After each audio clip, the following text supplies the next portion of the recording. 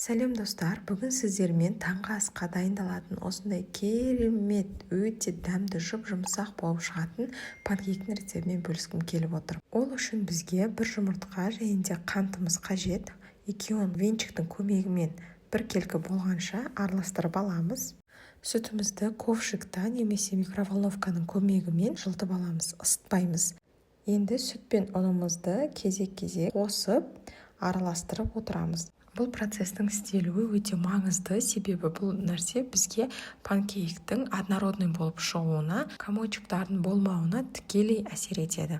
Сол себепті осылай әр қайсысын қосқан сайын араластырып отырамыз.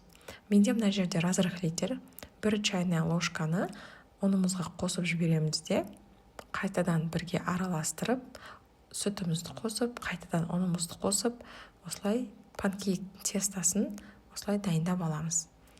Ең соңынан ерітілген сары майымызды қосып, тағы да жақсылап араластырып аламыз. Каналымда оңай, тез әрі өте дәмді болып шығатын рецепттер көп.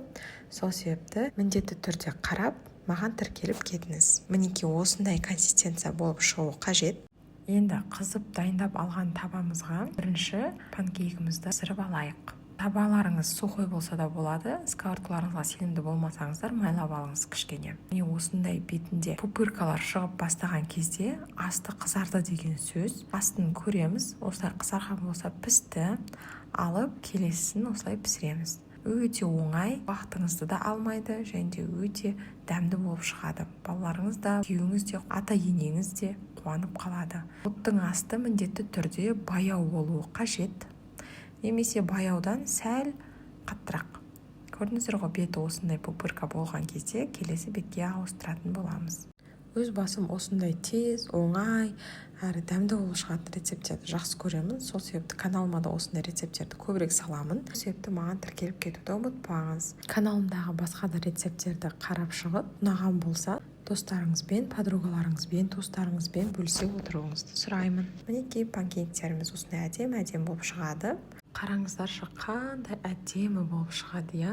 Өте нәзік, жұмсақ, пористый, ауызда еритін болады ғой. Бұндай панкейкті таңғы асқа балмен, шоколадпен, нутелламен, сгущенкамен, кез келген начинкамен ұсынсаңыздар болады. Қараңыздаршы, не деген жұмсақ, сондай пористый болып шығатынын міндетті түрде жасап көріңіздер. Ал енді сіздерге ас болсын.